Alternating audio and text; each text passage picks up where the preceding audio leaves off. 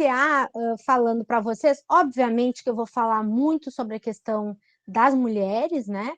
Eu sou uma feminista e sou do movimento de mulheres. Então, a questão da igualdade, ela é muito cara para os movimentos sociais. E aí, esses tempos, alguém me perguntou, fez uma pergunta curiosa, né? Me disse o seguinte: Amanda, por que é que vocês insistem nessa coisa de igualdade? Eu disse, olha, veja bem, não é a gente que insiste, né? Não é a gente que insiste, é que essas são as condições sociais que a gente vive que realmente impõem que nós façamos esse movimento sempre de denúncia e anúncio. Esses são dois conceitos aí no campo da educação popular e são termos muito utilizados pelo Paulo Freire. São duas categorias que, para nós, os movimentos, é muito importante. Então, quer dizer, por que a gente fala de desigualdade, né? Porque, de fato, não existe uma igualdade e uma régua igual para todas as pessoas. Vou começar, então, com um exemplo que não é um exemplo da, das mulheres, mas também é um exemplo de uma outra galera que eu trabalho muito, que é com o movimento negro, né? Desse último quase ex-ministro da educação, primeiro ele foi quase ministro, depois ele foi quase ex-ministro, e aí, né, enfim. Mas nós tivemos muitos ministros deste governo e outros governos também, inclusive, acho que é bom falar isso, que eles colocaram nos seus lates cursos que não foram terminados, né? Até de repente foi iniciado, mas não foram concluídos. Então, isso aconteceu com várias pessoas do governo atual. Eu acho que principalmente a gente pode falar do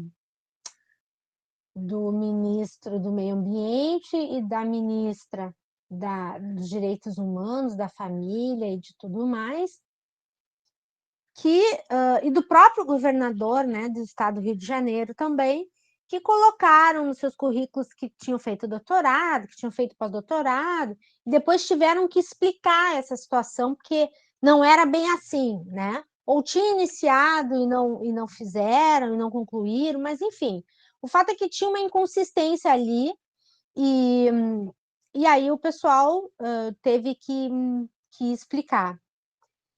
E, por último, nós tivemos, então, o caso do Decotelli,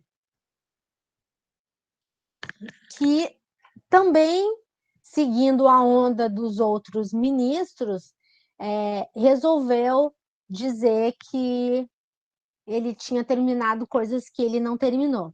Eu acredito que todo mundo que está aqui acompanhou isso de alguma forma, porque meio deu até um problema aí nas redes, né, de tanto que isso foi comentado. E naquela época, então, isso foi, não me lembro bem, eu achei que eu tinha a data aqui, mas muita gente falou sobre isso, me perguntou sobre isso, e, e aí eu escrevi uma coisa nas redes sociais que eu vou repetir para vocês, que essa é a questão. A régua que vai medir as falhas e acertos de uma pessoa branca não será a mesma régua para uma pessoa não branca. Então, ele mentiu e ele caiu de uma forma muito linchado quase, né, em praça pública, assim. Não sei se vocês tiveram essa impressão. E aí teve um outro ativista que escreveu também nas redes sociais, o Ronilson Pacheco, que eu não conheço, mas eu achei muito interessante o que ele falou. Ele disse o seguinte, abre aspas, é triste ver a destruição pública de um homem negro, mas Decotelli não é ingênuo. Se achou que sua mentira teria o mesmo tratamento que a de Ricardo Salles, é porque não prestou atenção nem na cor da sua pele, nem que ele nunca foi um deles. Ele está sozinho. Fecha aspas. Eu achei isso tão forte, essa frase que ele usou, né? Ele não foi um deles, nunca foi um deles, e ele está sozinho. E realmente ele saiu, né? E nunca mais se ouviu falar nada dele, né? E, e isso me remete muito à questão da igualdade ou da régua que é medido erros e acertos. A questão é que o ponto da igualdade portanto, das desigualdades, ele é um ponto muito sensível para nós, né? Que temos uma régua diferente. Bom, se isso é desigualdade ou se isso tem um outro nome que academicamente a gente pode usar como melhor, pode ser. Eu acho que esse é um debate importante.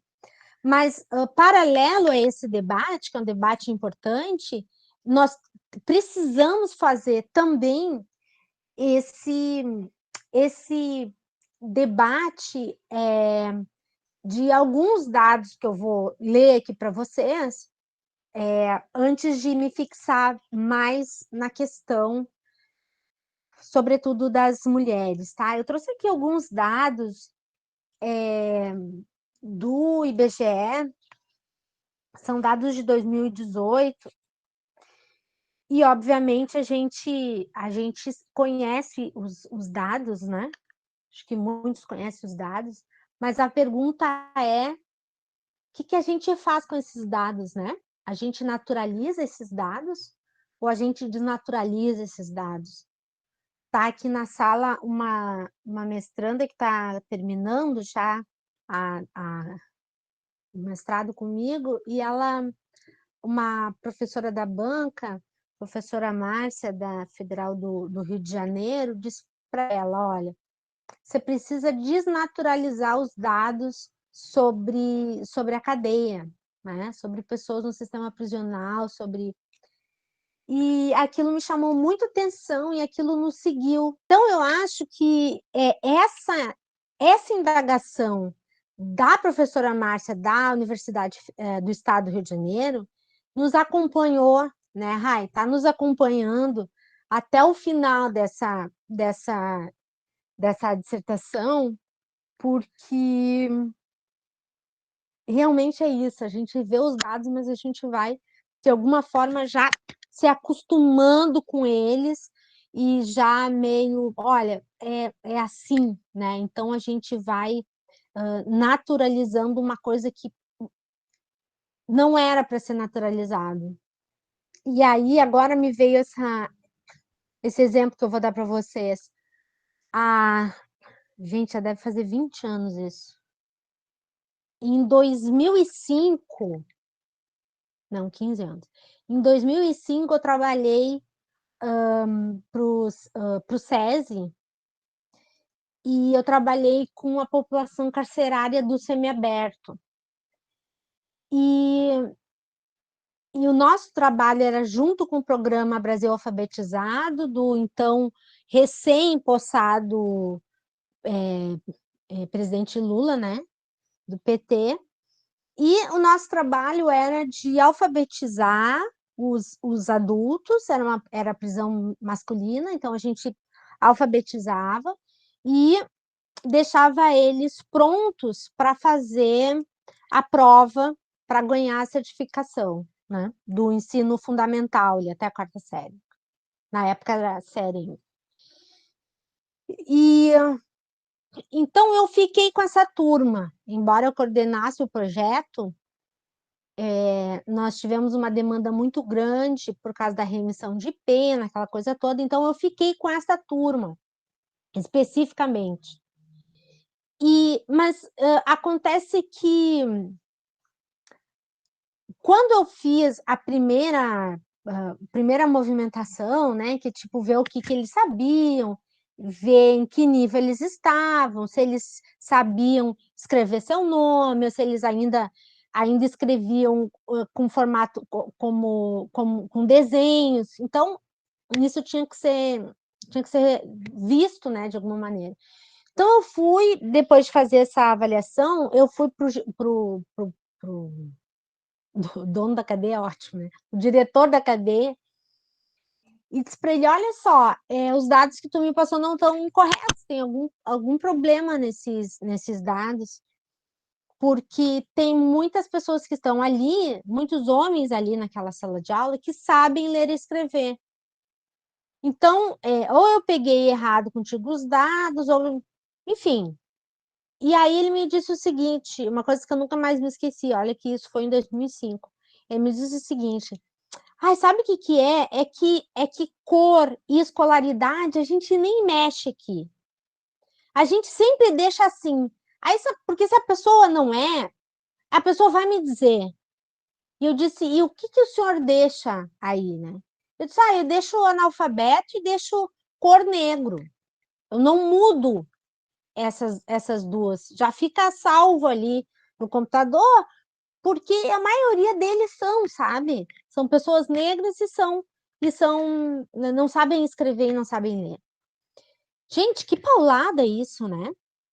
Que coisa mais cruel. Ele não muda o questionário dele ali, porque ele entende que esses são os dados que estão aí, então ele nem movimenta. Por isso que nós estávamos com umas salas lotadas de estudantes que realmente nem todos eles não sabiam ler e escrever. Essa é a questão. Isso porque a gente começa a naturalizar esses dados. Então, eu vou trazer aqui dados do mercado de trabalho de 2018. Cargos gerenciais em 2018. 68,6% são ocupados por pessoas brancas. E 29,9% por pessoas pretas ou pardas. Violência, taxa de homicídio por 100 mil jovens. 34% das taxas de homicídio são pessoas brancas e 98,5% pretos e pardos. Sendo que homens, a gente tem uma maioria, 63,5%, e mulheres 5,8%, porque obviamente não está aqui os dados dos feminicídios, né? Representação política de 18, né? 75,6% são pessoas brancas e 24,4% são pessoas pretas e pardas. Taxa de analfabetismo, pessoas brancas 3,9% e pessoas pretas e pardas 9,1%.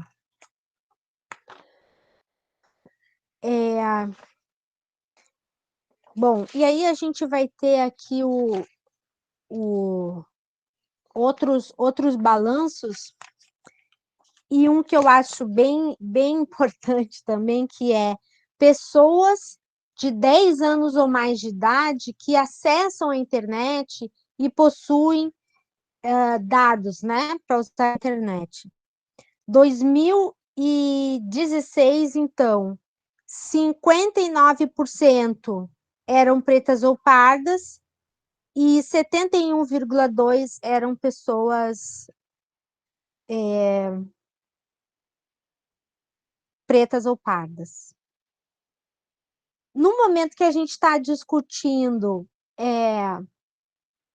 muito a questão do ensino remoto, né?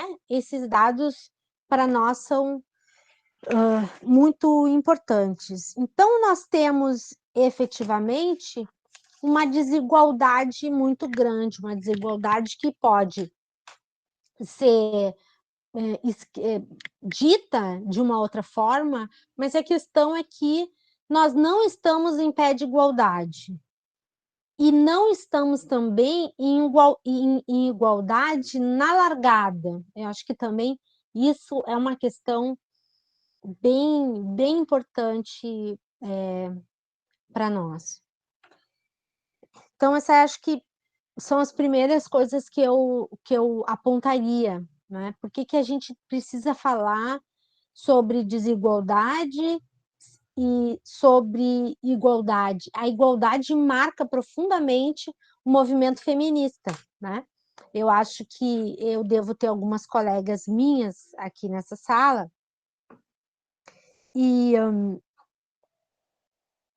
aí eu trouxe algumas outras informações que eu também vou utilizar aqui para vocês. Mas, sem dúvida, nós não estamos igualmente, nós não podemos falar de uma igualdade, embora eu espere um dia poder falar.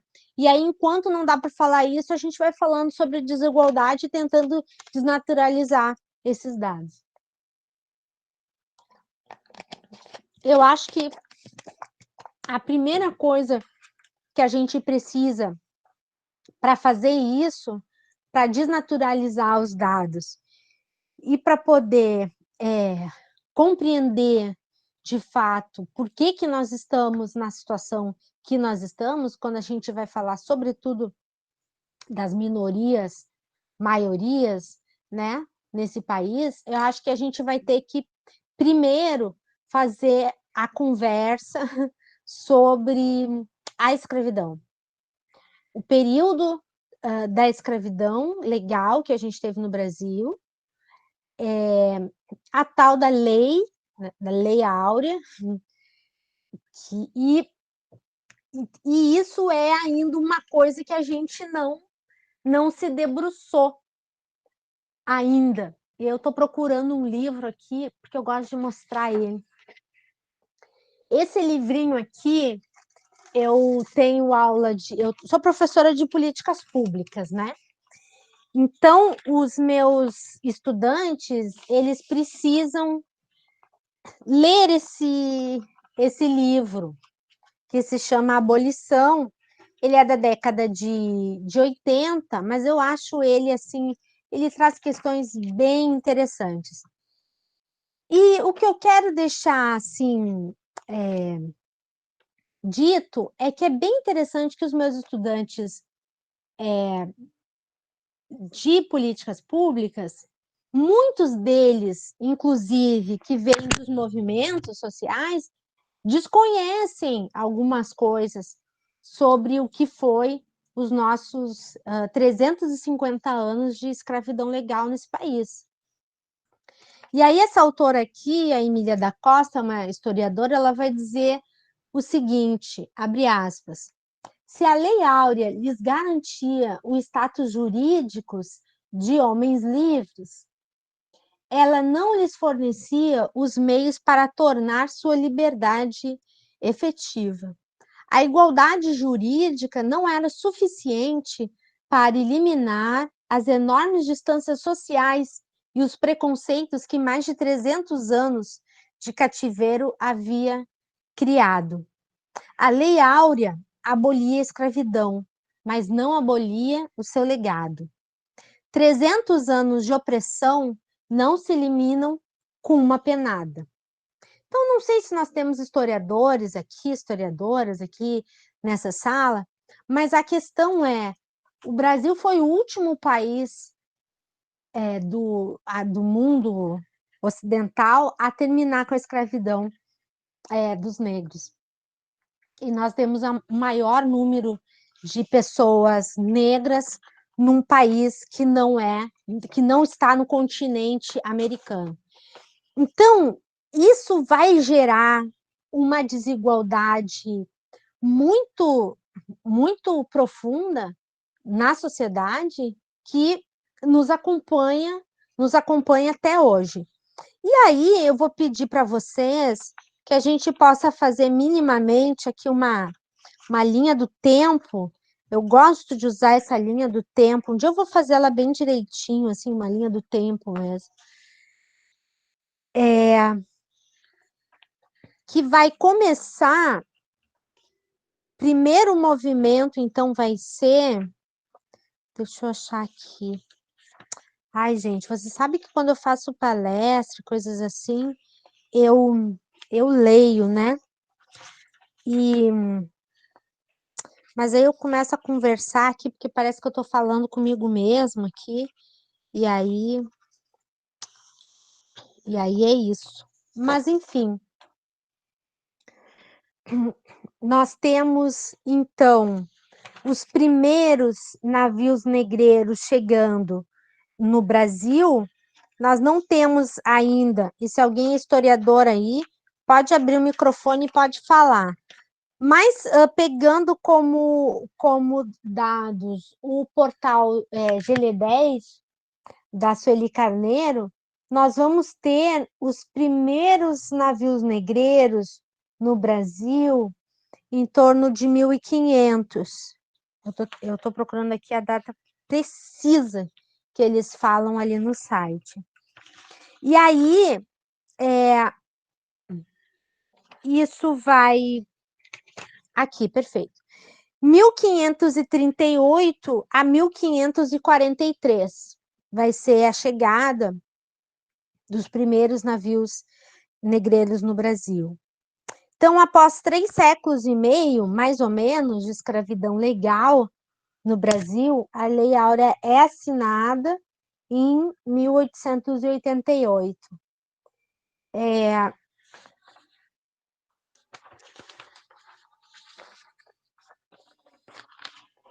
Depois, nós levamos exatamente um século para dizer, na nossa Constituição, que a escravidão o racismo ele é um crime. Então, a Constituição brasileira, aquela, né, que o Ulisses estava lá, o velhinho, embora ela seja extremamente conservadora, ela vai ter 2 avanços muito significativos ali para nós, né? Para nós mulheres e para nós pessoas não brancas. A primeira é que essa Constituição ela vai derrubar o pátrio poder, que é uma luta feminista, né? Então, o pátrio poder ele é derrubado aí, não quer dizer que ele não siga firme e forte, né, gente? Mas ele ser legalmente abolido já é bem bom para nós. E essa Constituição vai dizer, no artigo 5º, que a prática do racismo constitui crime inafiançável e imprescritível, sujeito à reclusão nos termos da lei. Fecha aspas.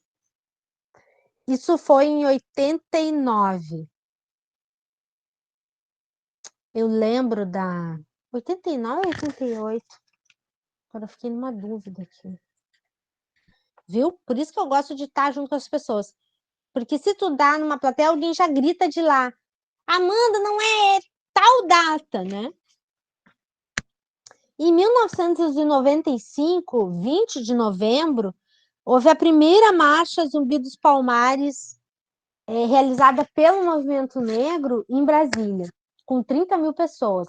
Gente, botar 30 mil pessoas em Brasília na década de 90 era uma multidão, né? Porque você sabe que, primeiro, Brasília é longe pra caramba, nós não tínhamos uma malha aérea como a gente tinha, né? Os ricos que andavam de avião, inclusive isso é uma coisa que os supostos ricos não toleram no governo, nos governos progressistas, né? E eles falam isso sem o mínimo pudor, assim, né? Que agora pobre vai, viaja, preto viaja de avião, os aeroportos viraram uma rodoviária, né? A gente teve várias falas assim, né? Então, 95 a gente tem esse movimento muito importante. Em 2001 a gente tem a Conferência de Durban, né? Que vai tentar aí políticas de reparação. E veja que é bem interessante, porque se alguém aqui é historiadora, vai dizer que isso, em tempos históricos, isso não é nada, né? É uma história de fato muito recente. Em 2001, então, a gente inicia as primeiras políticas de cotas nas universidades do Rio de Janeiro. E aí eu sempre digo que o desmonte da UERJ, que a gente vê essa tentativa muito, muito bem articulada, ela não é por acaso, né? Você meter a mão você fazer uma política de cotas antes, inclusive, dos governos progressistas, é bem, é bem impressionante, né? E também não é por acaso que nesta universidade estudou Lélia Gonzalez, essa mulher aqui que eu amo, amo, amo, amo. E eu digo sempre que se existe uma brasileira que é meio uma mulher maravilha, e aí a Kathleen Luanda, minha amiga que está aí, que trabalha muito com essas representações, né, dos super-heróis, se existe uma super-heroína no Brasil, o nome dela é Lélia Gonzalez, né, gente? É bem interessante que ela consegue o que ela faz e ela estuda na UERJ. Na época, ainda a UERJ era a Universidade da Guanabara. Mas a questão vai se deixando um rastro, né, por onde se passa, um rastro de transformação ou de incomodação, né, que seja, mas que temos aí a mudança. Em 2003, no dia 9 de janeiro, foi assinado, então, pelo presidente Lula, veja, foi no ano da posse dele ali, né, um dos primeiros movimentos, um marco legal que vai incluir, então, no currículo oficial da rede de ensino, a obrigatoriedade da temática História e Cultura afro-brasileira. Obviamente que isso não é feito de uma forma espontânea, né? Isso foi uma pressão dos movimentos sociais muito grande, inclusive uma pessoa que fez duras críticas ao PT sobre a questão da representatividade foi Lélia Gonzalez, inclusive ela sai do PT por conta disso, mas ela sai e escreve uma carta para o Lula, que inclusive a carta está nesse livro que eu mostrei para vocês agora. E que ela vai dizer que, veja, a representatividade é uma questão muito importante e o PT está pecando nisso, o PT não está fazendo o que deveria fazer. E então, a gente vê a questão da pauta racial e da pauta das mulheres muito presente nos governos progressistas, né? Mas, obviamente, muito presente porque os movimentos sociais ficaram sempre ali tocando o horror. E que é ótimo que faça isso. Esse é o nosso trabalho mesmo, né? Em 2010, nós temos a aprovação do Estatuto da Igualdade Racial. Em 2012, nós temos um marco legal das cotas. E em 2014, de novo, Dilma Rousseff, é assinado o marco legal da reserva de vagas. Gente, isso tudo é muito muito, muito recente, né? É muito recente as nossas conquistas.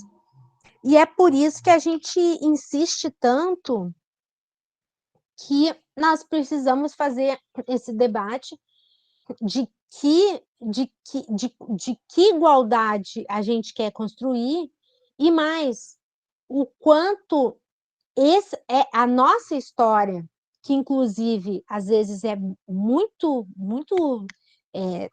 não lida, não escrita, não refletida, ela vai nos deixar um rastro de desigualdade que nós precisamos conhecer. Sem entrar aqui na questão da universidade, que vai muitas vezes desconhecer os nossos grandes autores e autoras negras, né? O Guilherme já fez isso aqui, esse exercício, mas eu vou pegar esse livro aqui, eu estou lendo ele agora, né? Essa aqui é a Beatriz Nascimento. Acho ela linda com esse lenço na cabeça, acho tão bonito isso. Ela foi uma historiadora que morreu em 95, um ano depois ali de Lélia Gonzalez. E ela tem uma obra muito forte, fazendo a relação entre gênero, entre sexo, né? Gênero, raça e classe.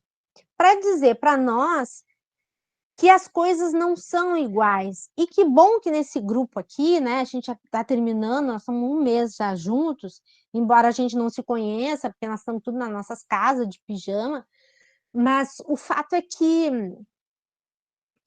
ninguém fez aquela pergunta assim, ai, olha só, eu sou branco, mas eu sofro tanto, eu sou hétero, mas é a minha vida, não tem orgulho hétero, né? Que bom que a gente não teve essas perguntas aqui. Mas isso são perguntas que eu respondo constantemente. Quer dizer, alguém tentar comparar a minha sexualidade hétero no mínimo assim com uma mulher lésbica, né? Como é que se fez essa construção e essa desconstrução e que eu não apanho quando eu dou um beijo no meu companheiro, eu não apanho, mas aí nós temos vários relatos da comunidade LGBTQI+, que vai dizer que a gente pode fazer isso, né? Mas elas e eles não podem.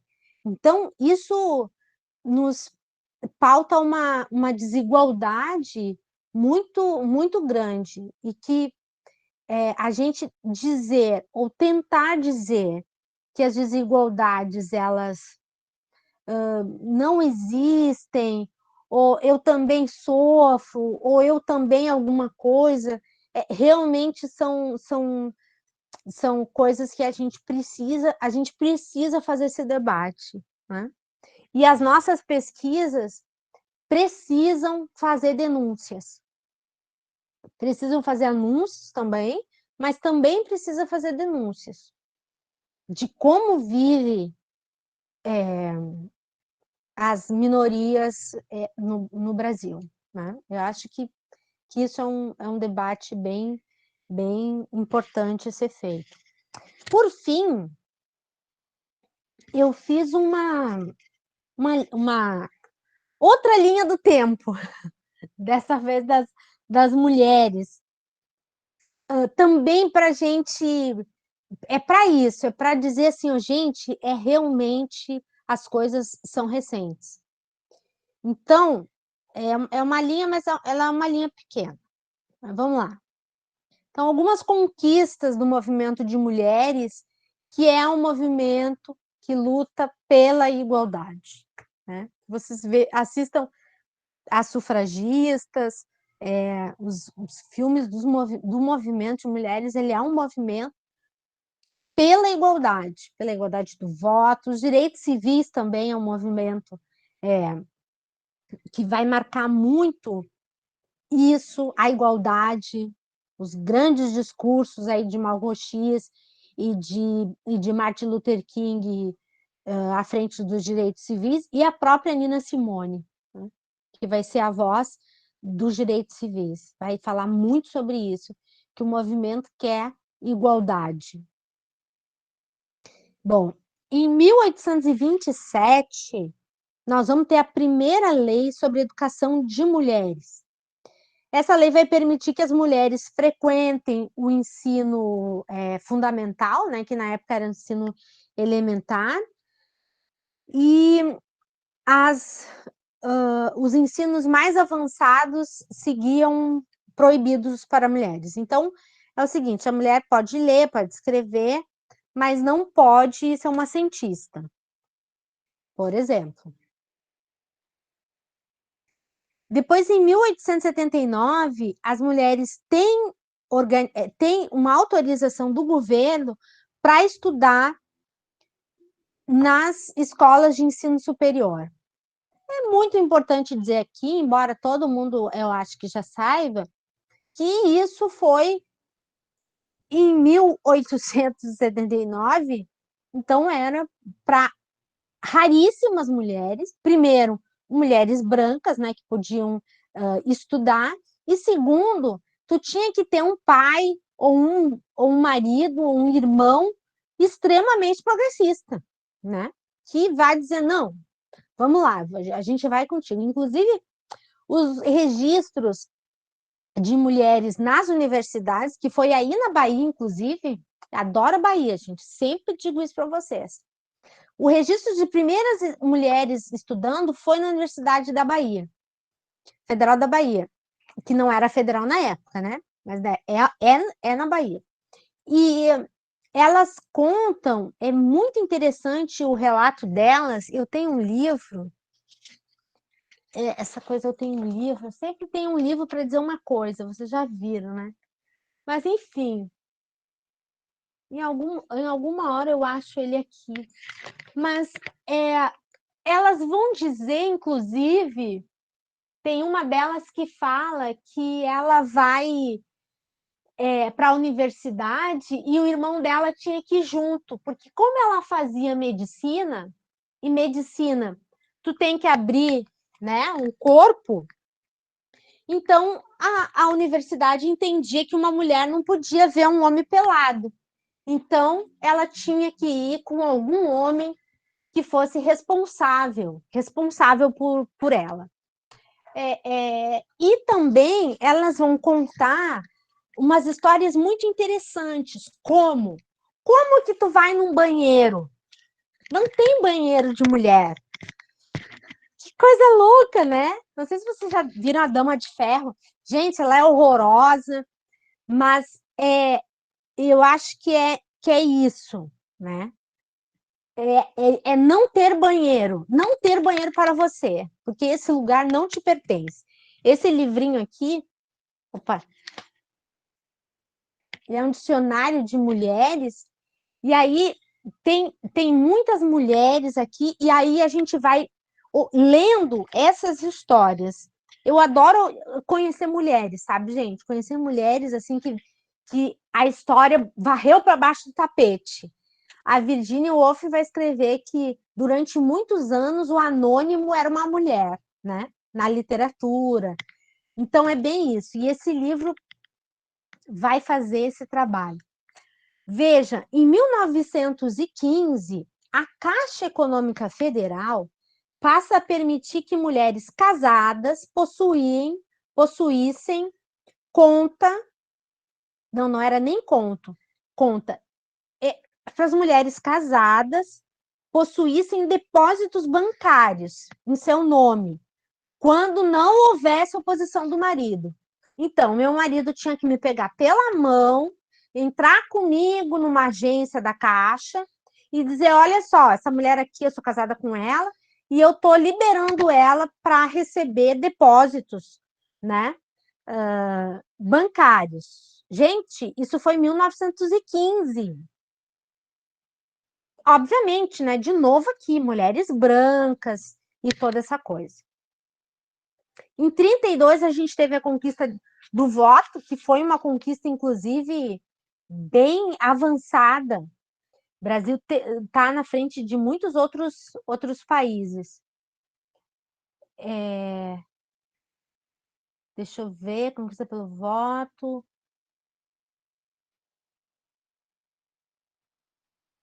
Ah, tá. Uma coisa bem importante também na história das desiguais, né?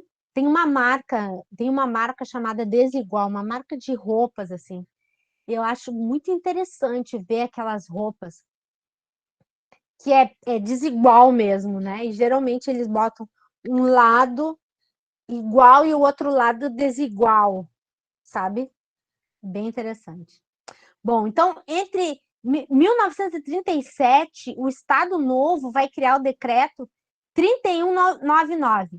Esse decreto proibia às mulheres prática de esporte que o Estado entendia ser incompatíveis com a condição da mulher. Então, a mulher não podia lutar, não podia fazer futebol de salão, futebol de praia, polo aquático e blá, blá, blá. Um monte de coisa que a mulher não podia fazer. E aí eu já deixo duas dicas de filme para vocês. Uma é a Papisa Joana, que eu acho que deve estar até disponível no YouTube, porque ela é um filme muito antigo, que vai contar a história da Papisa Joana, que se veste de homem para poder estudar. Olha que mundo, gente, que loucura! Quantas vezes as mulheres, ao longo dos anos, fizeram isso? Se vestiram de homem para poder estudar, para poder ter acesso aos livros, para poder ler. Ou, isso, Tapisa Joana, ou elas iam para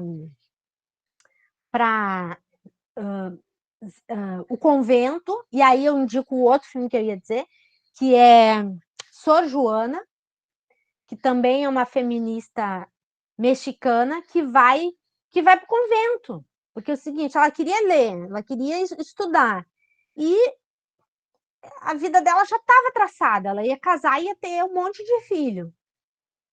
Então, ela vai para o convento. Bom, em 1962, nós temos o Estatuto da Mulher Casada, que garantia, entre outras coisas, que as mulheres não precisariam mais de autorização dos maridos para trabalhar fora de casa. Elas podiam receber herança em caso de separação, e em 62 somente nós poderíamos pedir a guarda dos filhos. Isso vocês vão ver muito forte no filme As Sufragistas, que a prole, ela não era da mulher. A prole é do homem. Então, sempre tem esse negócio de que, bom, tudo bem, vai me largar, mas tu vai ficar sem os teus filhos. Hoje ainda, nós temos isso muito forte, mas, de toda forma, hoje em dia a gente tem mecanismos, né? Até porque a gente estudou bastante também, a gente já tem muitas mulheres, aqui no Rio Grande do Sul tem uma ONG chamada Temis, que a Temis, elas trabalham só com direito para mulheres, e são todas mulheres. Então, é bem interessante isso, né? Então, obviamente que em 62 também é para uma mulher branca, né, gente? Porque as pretas já estavam trabalhando desde que o mundo era mundo aqui nesse país.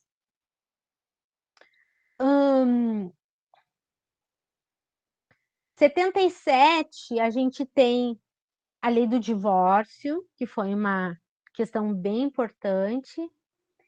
E em 79, a equipe feminina de judô brasileira se inscreve com nomes de homens no Campeonato Sul-Americano da Argentina.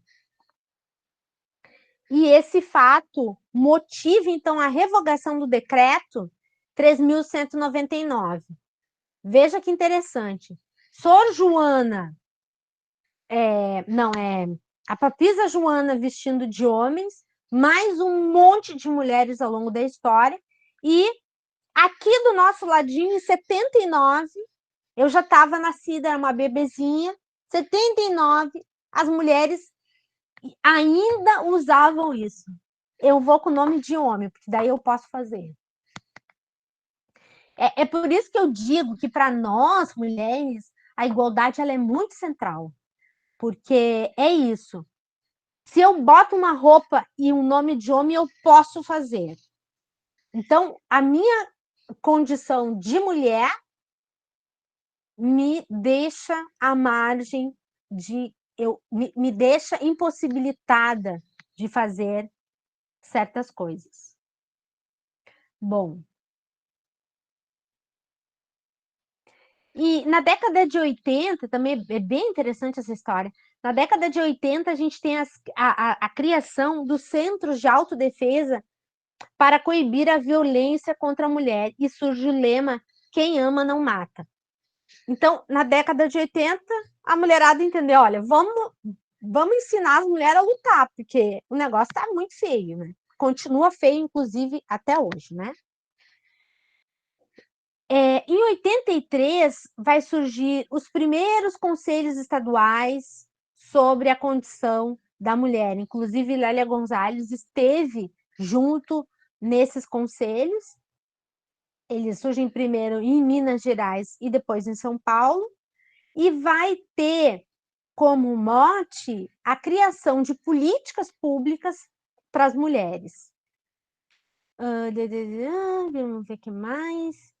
Em 1985, surge a primeira delegacia de atendimento especializado à mulher em São Paulo, e aí depois também isso foi se alastrando para o resto do país. Em 96, a gente tem as cotas na política para candidatas mulheres. Em 1998, nós temos a primeira reitora negra numa universidade pública. Gente, de novo na Bahia. Tá entendendo o que eu adoro a Bahia? Então, deixa eu dizer para vocês, porque aqui tem uma questão que as pessoas sempre me dizem, não, isso está errado. Não, tá certo. Deixa eu terminar de ler tudo para vocês. Ivete Alves do Sacramento.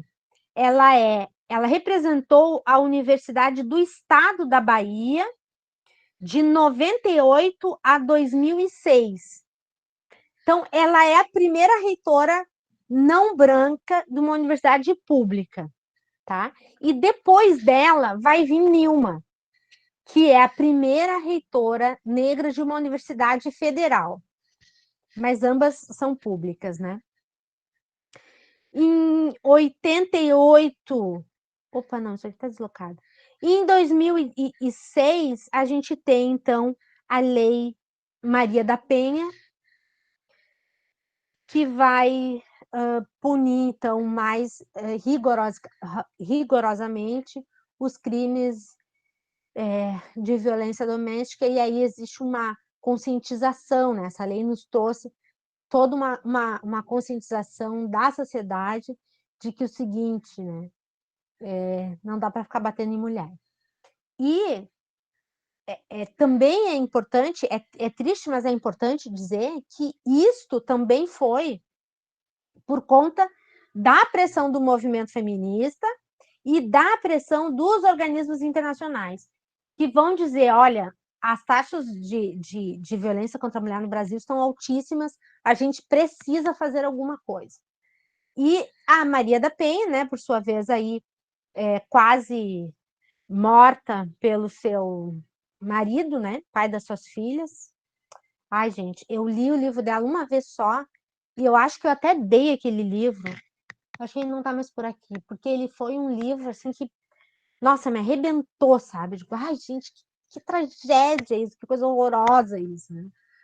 Mas eu li o livro dela porque é a nossa história, né? Querendo ou não, é a nossa história. Então, pessoal, tudo isso para dizer para vocês que a igualdade é muito, muito buscada por nós, né? Pelo feminismo. E é isso. Muito obrigada por estarem com a gente aqui tanto tempo. E aí, os microfones, então, podem ser abertos, se alguém tem alguma coisa para falar, para reclamar, porque hoje é a última aula. Depois de hoje, ninguém pode mais reclamar de nada. Não precisem brigar para abrir o microfone, gente. A gente vai ouvir todo mundo.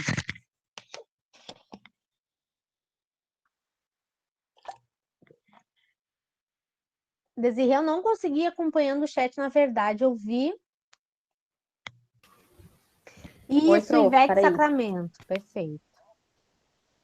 Isabel comentou sobre o termo dororidade, da Vilma Piedade. Uhum. O filme, alguém botou ali o filme Papisa Joana. A Isabel. Foi isso. Gente, assista esse filme. Esse filme, ele é muito interessante, sabe? Muito interessante mesmo. A Igreja Católica insiste em dizer que ela não existiu. Ai, gente, isso é interessante. É uma série ou é um filme da Netflix? Eu não tô a Papisa confundindo. Joana, a Papisa Joana, ela é um filme. Uhum. E a Sor Joana, que é uma outra mulher, que daí virou monja, que virou Sim.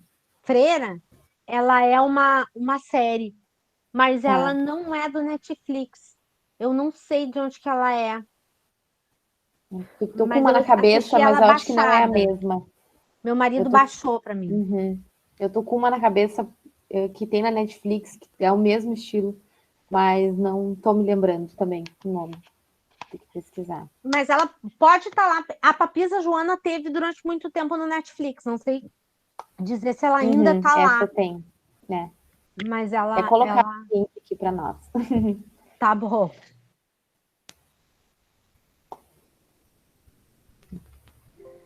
Pessoal, então alguns encaminhamentos aqui finais, né? Os certificados desse nosso curso vai ser enviado pela Universidade da Bahia para os e-mails, né, Carlos? Carlos ou Terezinha? Eles que vão fazer essa certificação e enviar para os e-mails de vocês que vocês cadastraram quando fizeram a inscrição. Dúvidas, pessoal, sobre o curso, sobre o certificado, sobre o que seja? Alguém escreveu uma coisa aqui. Fui eu perguntando se alguém tinha alguma dúvida. Ah, tá bom, Alguém queria obrigada. falar algo, se despedir, sei lá, né? Eu sou suspeita para falar, porque eu, cada vez que eu convivo mais contigo, Amanda, eu gosto mais de ti, te admiro mais, que assim, pensar em tudo, pensando nas mulheres negras e pensando na tua história e pensando, assim, é muito, muito legal, muito bom ver pessoas como tu, assim, chegando onde chegaram, assim, então é estimulante, digamos assim, né? Então, agradecer o pessoal. Isso que eu sou orientadora dela, né, gente? Você sabe que orientadora é. Ela é a orientadora muito. Olha, ela estava fazendo propaganda aí no início, ela é exigente, mas Sou exigente. ela é muito querida, e isso faz toda a diferença, né? Sou exigente. A Fernanda postou ali na Netflix há uma série com o nome Joana Inês. É essa que eu tô na cabeça, então. Joana Inês, sim. Sim, porque no México ela é Sor Joana. Eu emprestei o meu livro da Sor Joana, mas aqui, ó. No México ela é conhecida por Sor Juana de la Cruz. E aí, Joana Inês. Então, Pode ser já é isso mesmo. aí. É uma série mexicana sobre a Sor Joana, que foi uma feminista lésbica, ao que tudo indica. E que aí é isso, né, gente? Às vezes as pessoas me dizem assim, ó, eu adoro quando uma mulher me fala isso. diz para mim o seguinte: Amanda, tem uma coisa para te dizer que eu não gosto do movimento feminista. Eu acho que vocês são tudo umas mal amadas, que você não sei o quê. Então eu fico ouvindo aquela pessoa falar, né, aquela mulher, e às vezes dou inclusive corda, né? Diz, mas por que mais que tu não gosta dela? Fala que você blá, blá, blá. E aí eu já tenho uma respostinha pronta para essas pessoas, que é o seguinte: olha, você pode não gostar de nós, entende? Agora, a conquista do movimento de mulheres, ela é para todas as mulheres, não é para algumas mulheres, né? Não é uma conquista, não, essas mulheres aqui lutaram, daí esse direito é para elas. Então, se tu pode pegar a tua bolsinha e ir trabalhar todo dia, receber o teu salário, ter o teu próprio cartão de crédito, a tua conta, e se apanhar ainda ligar para o 180, tu tem que dar graças a um movimento que é o movimento de mulheres, não é outro movimento, não foi os homens que resolveram que, olha só, vamos sentar aqui numa mesa de negociação, a gente quer parar de bater em vocês, o que vocês acham? Não, gente, isso foi sempre um movimento muito, muito forte, de muita luta, né? Então, eu acho que isso é sempre importante ser dito. Eu acho que há um momento em que toda mulher se dá conta de que, quando começa a pensar, estudar, se dá conta de que toda mulher é feminista, né? Não há como não ser. Mas eu acho que o movimento de mulheres precisa também aprender, quem sou eu, né? Mas pensar em estratégias para atingir outras mulheres, sabe? Porque ainda é uma fala um tanto impositiva, um tanto de difícil acesso, né? Então, eu acho que é uma coisa que tem que ser vista e pensada aí. Tem um livrinho que eu vou dizer para vocês. Às vezes eu tenho umas alunas que falam: professora, eu li esse livro, separei do meu marido. Eu digo: olha, separar do teu marido é por conta, né? Não tem nada a ver comigo. Mas esse é um livrinho, assim, que eu não vendo porque... Quer dizer, eu não vendo, não empresto, porque ele não tem mais à venda. Ele é um livrinho de 87. Eu vi esses dias, eles estavam vendendo um por 200 pila, olha só. Não existe outra edição dele. Gente, ele é um livrinho assim, ó, de ler, reler e ler de novo, sabe? Ele é um livro que vai dizer assim, ó, vai dizer tudo e um pouco mais. Kathleen, claro, pode abrir o microfone. Bom, boa noite para vocês. É O Poder do Macho, o livro? Eu não conheço. Mas... é da Eliette Safiotti. Ah, sim. Mas eu não, a autora eu conheço, mas o livro não. Amanda, quando é que tu entrou na FURG? Eu sou filha da FURG também, né? Mas não te conheci. Eu entrei em 2016. Ah, tá bem. Sim, foi. Eu estudei aí de 2011 a 2017. É? Cheguei a começar a pedagogia também em 2015, eu acho. Mas De onde de qual curso tu é? sou da História. Da História. Fiz o mestrado profissional em História e agora estou no doutorado em Ciências Sociais na Unicinos, que eu tenho mais uma pegada para Ciências Sociais e também para Educação do que... Quem é que te orienta aí na Unicinos? Oi? Quem é que te orienta na Unicinos? É a Laura Lopes. Ah, Laura. Sim. Aí na FURG foi a Cassiane Paixão. Ah, claro, minha amiga. Nós somos as duas pretas da universidade. Maravilhosa, Cassiane. Eu e ela. Minha orientadora e minha amiga. Eu brinco com ela que ela foi minha desorientadora, porque assim, ela chegou acabando com muita coisa assim que eu aprendi na história, nessa história que a gente tem ainda, né, nesse currículo eurocentrado e conservador, assim, como é o da FURG. Não sei se é ainda, mas era, né? Sem dúvida, né? Também. Até onde eu estava era também. A Desirê é historiadora. Daí para desconstruir. Na verdade, a gente só se desencontrou, eu e a Kathleen, assim, ela estava saindo, eu estava entrando. Foi algo isso, né? Mas eu queria parabenizar pelo curso, embora eu não tenha conseguido, né, acompanhar todas as aulas, ou de uma forma constante, devido, né, à pequenininha eu tenho aqui em casa. A gente conhece ela já. Eu achei muito legal, inclusive a forma como os temas se interseccionam, né? E também pelo olhar para o Brasil e para a América Latina, né? No geral.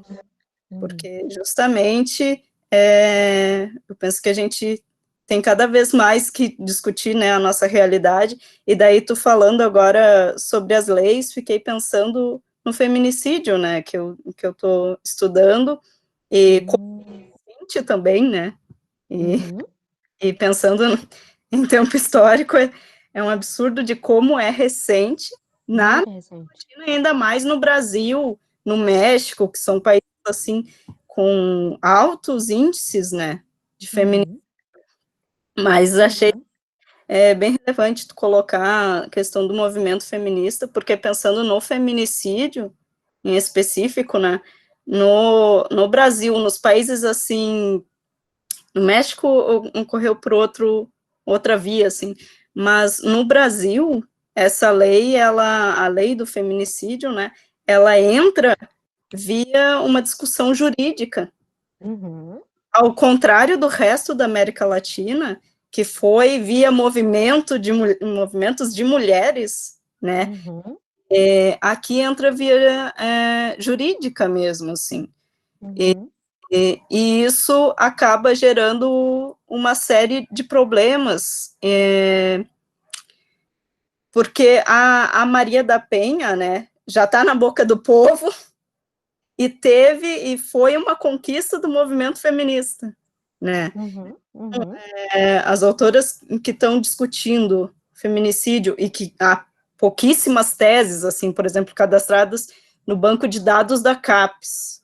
Eu encontrei 7 teses que falam sobre feminicídio em específico, e elas vão mostrar como o movimento feminista, que bom, né, se dedicou contra a violência não letal, e isso acabou fazendo com que a gente não discutisse aqui as violências letais, e isso também em como impacta mais a morte, né, não é a vida, mas a morte de mulheres negras, de mulheres trans, né, e para mim acaba caindo, e é nisso que eu quero chegar, em discutirmos também masculinidades, né, então, eu achei legal quando tu trouxe o livro da Safiotti, né, porque a Desirê falou sobre esse discurso feminista, por vezes acadêmico, arrogante, branco, né, ainda também eurocentrado, não chega na maioria das mulheres, né? Então, estou pensando em como também não chega, não há um diálogo com os homens, e a própria distribuição de benefícios patriarcais não é o mesmo também, né? Então, eu penso de como o colonialismo, o capitalismo, ele rompeu laços de solidariedade, né, também entre homens e mulheres, e penso que da mesma forma que temos que conversar entre nós, nos fortalecer entre nós, a gente tem que pensar um exercício de fortalecimento, de reconstituir laços com homens também, né, para a gente poder seguir nesse combate às violências de gênero em geral, inclusive a que eles sofrem, né, pensando na tua própria fala sobre o sistema carcerário, né, quem são os homens que estão em maioria no sistema carcerário. Eu ouvia esses tempos uma assistente social falando que, eu sempre esqueço o nome Fundação Casa agora, né, que chama, antes era a Fase, acho que é Fundação Casa, ela comenta que a maioria em Porto Alegre são meninos brancos, mas por quê? Porque os meninos negros sequer estão chegando no sistema de assistência, de proteção social, né? Eles estão morrendo antes.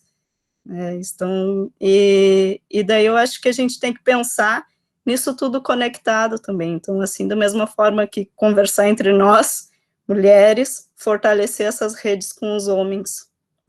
Então, acho que é isso. O curso, para mim, acabou sendo muito legal, porque conectou todas essas coisas, e agradeço a vocês. Obrigada. Eu acho importante, Kathleen, a gente dizer que o feminicídio, por exemplo, ele entra na sociedade pelo direito, que também é também é um lugar muito estratégico para o movimento de mulheres, né? Nós temos muitas mulheres advogadas, e agora eu tô com uma amiga que está se formando, está terminando o direito, e aí ela me ligou: Amanda, eu quero fazer sobre medida protetiva, tu me ajuda? Eu digo: eu te ajudo. E tu vai me cobrar algum dinheiro? Eu digo: não, eu vou te cobrar que tu seja delegada e que tu vá lá na minha casa, com 38 na cintura, porque eu gosto muito dessas mulheres, entendeu? Assim, com poder. Porque você sabe que, assim, dialogar com quem está no poder, é isso que essa Fiote vai dizer nesse livro. Dialogar com quem está no poder, gente, é uma coisa bem difícil. A pessoa primeiro, reconhecer seu privilégio, reconhecer que ela está num lugar de poder, já é um movimento bem difícil, esse, né? E eu sempre digo nas minhas aulas que não, o racismo, para mim, e para Cassiane, por exemplo, que viemos de uma relação, de um casamento interracial, não vai ser o mesmo racismo que uma mulher mais preta, mais retinta, com cabelo mais afro, não é igual, né? Então, assim, a gente tem que se dar conta que dos privilégios que a gente carrega, do poder que a gente tem, do lugar de poder que a gente tem, e de bom, né? Dá o ladinho algumas vezes. Então, realmente, isso de assim, vamos dialogar com os homens. Oh, gente, tá, eu acho que tá certo, a gente tem que fazer esse movimento, mas ele é um movimento difícil. Já disse aqui para vocês, acho que foi quando Fátima estava falando, que eu morei no México, e aí nós tivemos uma marcha, e as mulheres falaram: olha, a gente quer que os homens venham para a marcha, só que vocês vão ficar lá atrás.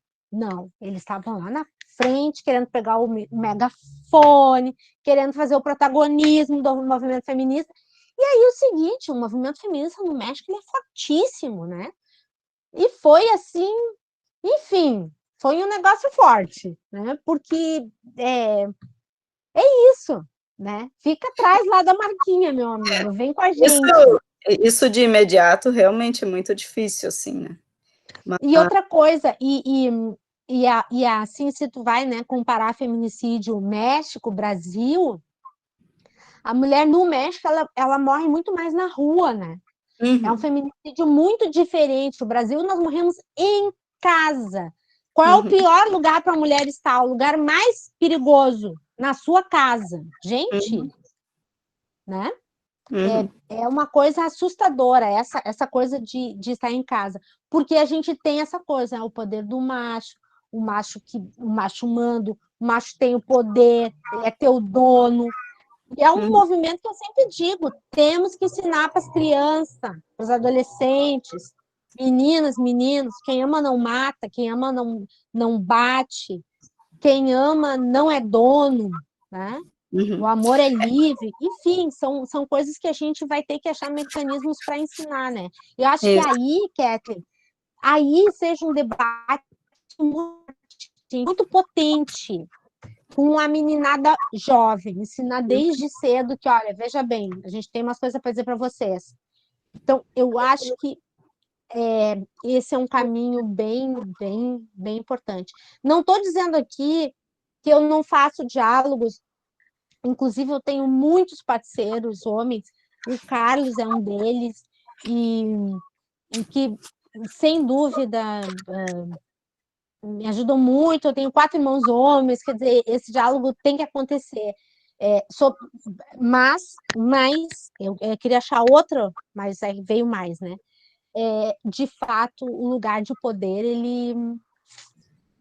contestar esse lugar é bem difícil, mas outro mundo é possível. Eu sou casada faz 15 anos, né? Então, é possível.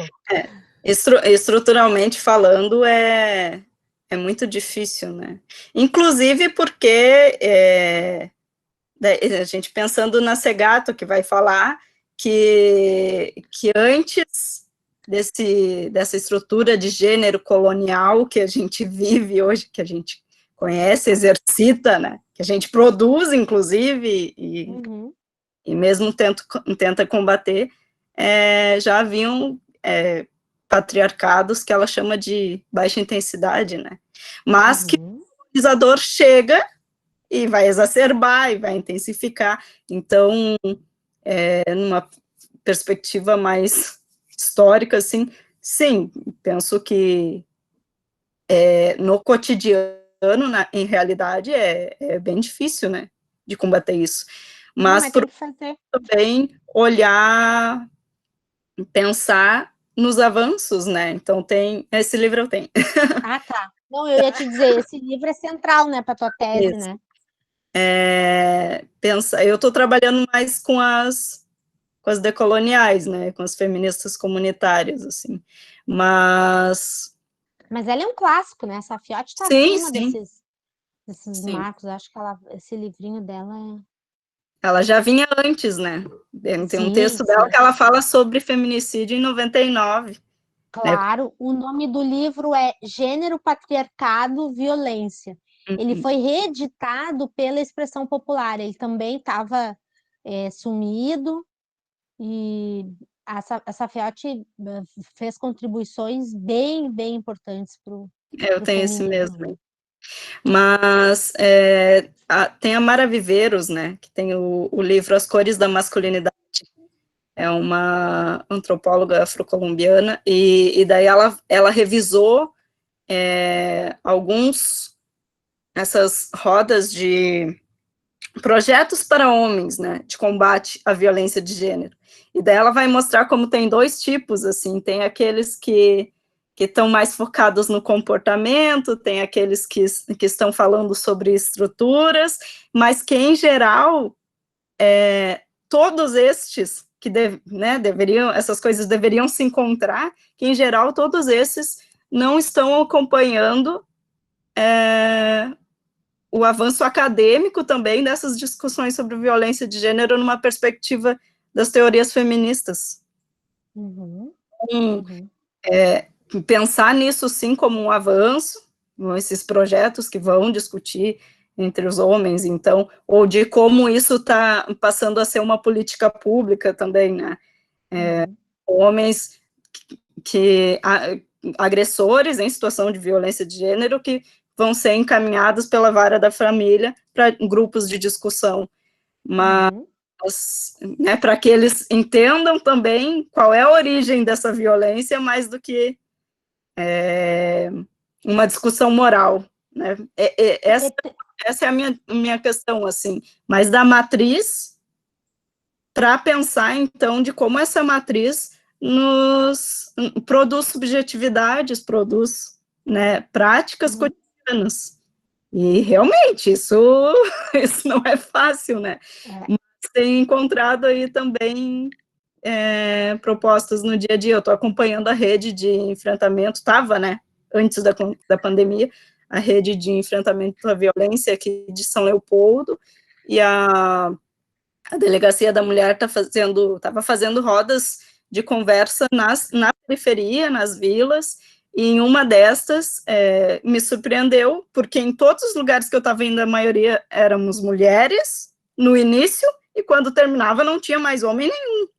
Os eventos, rodas de conversa, seminário, não tinha mais ninguém, assim, só nós discutindo, sempre nós, né?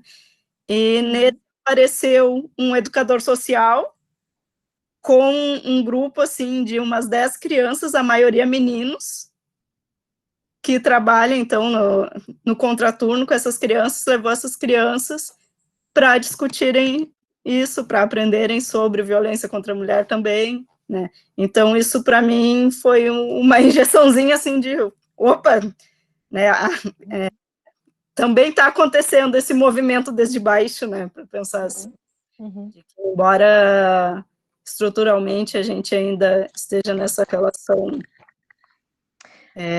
desprivilegiada, está acontecendo esse movimento. desigual, né? Tipo, Terezinha, não, O Poder do Macho, ele é um livro da Eliette Safiotti, ela é paulista, e ela fez uma tese sobre trabalho, e quem orientou ela foi o Florestan Fernandes, na década de 60, isso, se não me falha a memória. Eu estava pensando no livro da Safiotti, desculpe.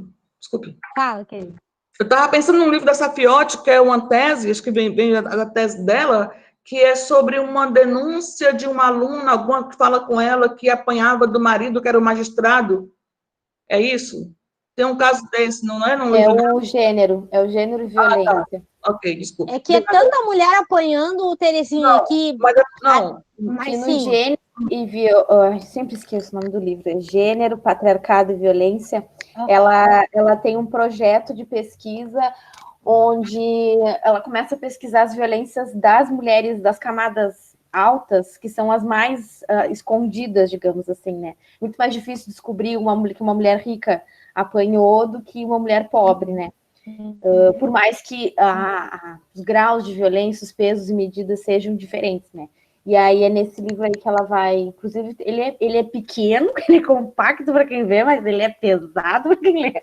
Porque assim, ele é tenso, 150 páginas só. Ficar lendo descrição de abuso, assim, e por mais nós mulheres, né? É extremamente difícil e doloroso, assim, então é pesado. E a pessoa a aluna fala com ela, a aluna é esposa de um magistrado da Bahia, lá do sudoeste da Bahia, não é isso?